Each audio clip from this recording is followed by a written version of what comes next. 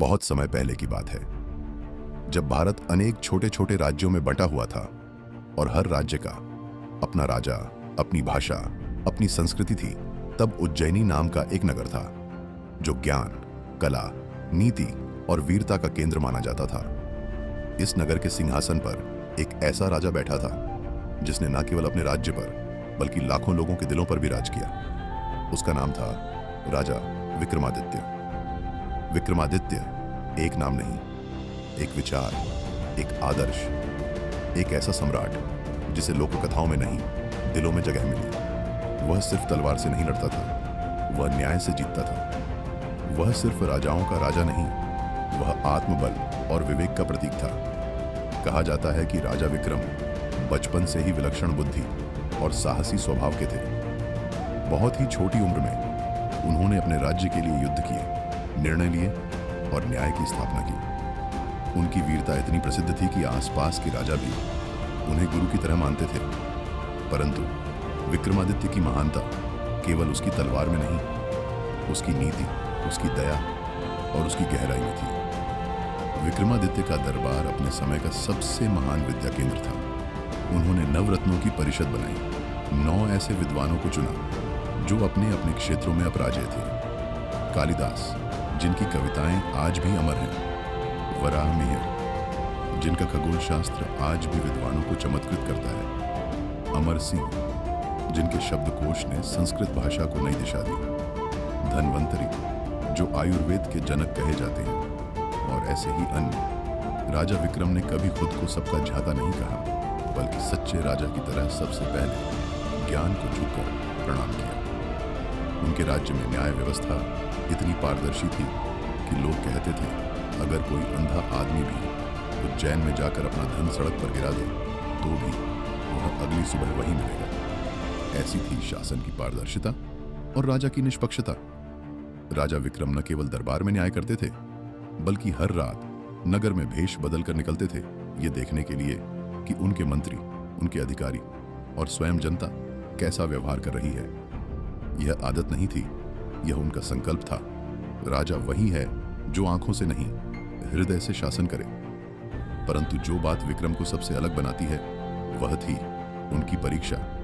और यह परीक्षा उन्होंने युद्ध के मैदान में नहीं बल्कि श्मशान में दी। एक तांत्रिक ने राजा विक्रम को आदेश दिया, तुम एक शव को लाओ जो पीपल के पेड़ पर उल्टा लटका है, पर ध्यान रहे वह शव साधारण नहीं, वेताल है। वह हर बार तुम्हें कहानी सुनाएगा और अंत में एक प्रश्न पूछेगा। अगर तुम उत्तर दोगे तो वह उड़कर वापस पेड़ पर चला जाएगा, और अगर तुम उत्तर नहीं दोगे तो तुम्हारा मस्तिष्क फट जाएगा। राजा विक्रम ने बिना कोई सवाल किए, बिना डर के उस शव को लाने की शपथ ली और वह बार बार श्मशान गया, शव को लाया, कहानी सुनी, उत्तर दिया और वेताल हो गया। ये घटनाएं केवल किस्से नहीं थी, ये प्रतीक थी आत्मबोध की, निर्णय क्षमता की और मानसिक संतुलन की। हर बार वेताल जो कहानी सुनाता उसमें एक गूढ़ प्रश्न छुपा होता था। न्याय क्या है? कर्तव्य क्या है? त्याग किसे कहते हैं? प्रेम और स्वार्थ में अंतर क्या है? ये प्रश्न आज भी उतने ही प्रासंगिक हैं जितने विक्रम के युग में थे। और हर बार राजा विक्रम इन प्रश्नों का उत्तर संयम से, विवेक से और करुणा से देते। वेताल उड़ता तो था, पर अंततः वह स्वयं झुक गया और कहा, राजा विक्रम, तुम केवल एक सम्राट नहीं हो, तुम मनुष्य के भीतर छुपे आत्मराजा हो। राजा विक्रम ने कभी किसी युद्ध को सिर्फ विजय के लिए नहीं लड़ा।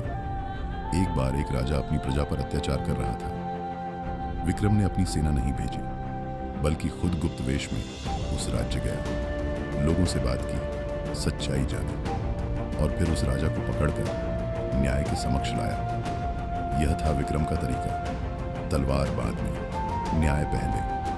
उन्होंने जीवन भर कभी किसी पर अन्याय नहीं किया, और अगर किसी ने उनके सामने अन्याय किया तो उसे क्षमा करने से भी पीछे नहीं हटे, बशर्ते वो पश्चाताप से भरा हो। विक्रम की सबसे बड़ी विशेषता थी उनका आत्मसंयम। वह राजा होकर भी कभी विलासिता में नहीं डूबे। नर्तकियां, गहने, शाही भोज, ये सब उनके जीवन का हिस्सा जरूर रहे होंगे, लेकिन उनका केंद्र कभी नहीं बने। उनका केंद्र था सेवा, नीति, विवेक। राजा विक्रम केवल मानव नहीं, एक आदर्श बन चुके थे। समय बीता, उम्र बढ़ी, राज्य ने नई ऊंचाइयां देखी, पर जब उन्होंने देखा कि अब उनका मन राजनीति, प्रशासन और शक्ति में नहीं रमता, तो उन्होंने शासन छोड़ने का निश्चय किया। उन्होंने अपने छोटे भाई या योग्य मंत्री को सिंहासन सौंपा और खुद चल पड़े, एक सन्यासी की तरह। काशी, हरिद्वार, बद्रीनाथ, कैलाश, उनकी यात्रा आत्मा की यात्रा थी। अब वह राजा नहीं, साधक थे। गेरुए वस्त्र, संध्या वंदन, मौन साधना, यही उनका जीवन बन चुका था। लोग उन्हें पहचानते नहीं थे, पर उनकी आंखों का तेज उन्हें पहचान देता था। उनकी मृत्यु एक महायोगी की तरह हुई, ध्यानावस्था में, एक पहाड़ की गुफा। कोई शोर नहीं, कोई अंतिम घोष नहीं, बस मौन, गहरा और शांत।